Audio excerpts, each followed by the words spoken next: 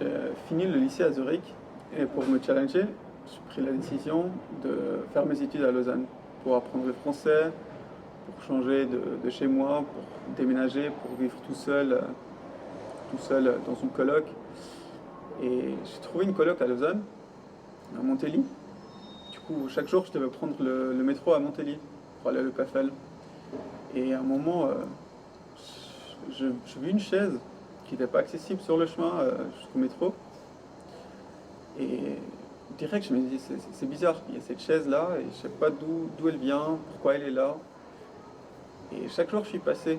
Chaque fois, je me suis arrêté, j'ai regardé cette chaise, et il n'y avait pas une question exacte, une question précise que je me suis posée, mais il y avait cette chaise, elle était là, et ça m'a fasciné. Et du coup, j'ai commencé à prendre des photos chaque matin, chaque soir, chaque fois quand je passais.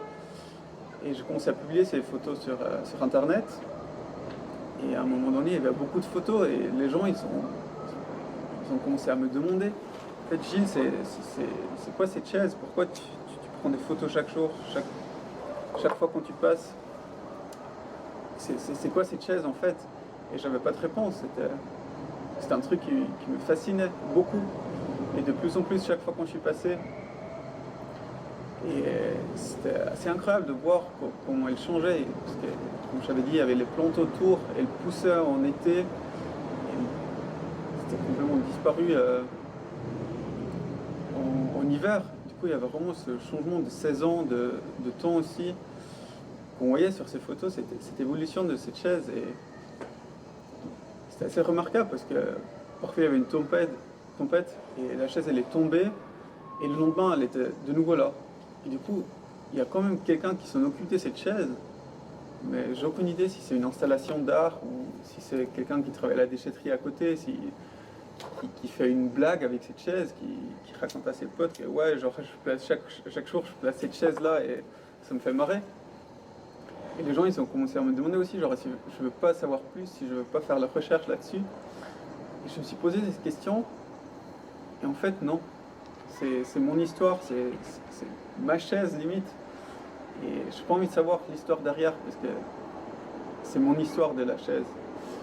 Et du coup, après 2 ans à Lausanne, je suis parti en échange. Mais avant, j'ai pris la décision de me faire tatouer.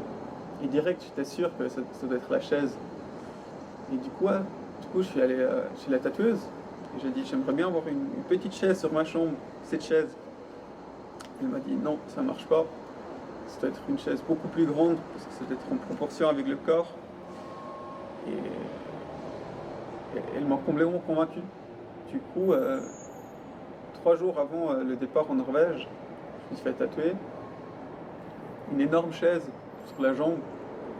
Et du coup, même si la chaise elle est plus là maintenant, demain, après-demain, elle va toujours être sur ma jambe et l'histoire elle va continuer. Et chaque fois quand quelqu'un voit mon tatouage, il me demande mais pourquoi cette chaise? En fait ça a changé des photos que j'ai prises et maintenant c'est le tatouage. Mais la question elle continue, l'histoire continue. Et c'est devenu ma chaise. Et voilà.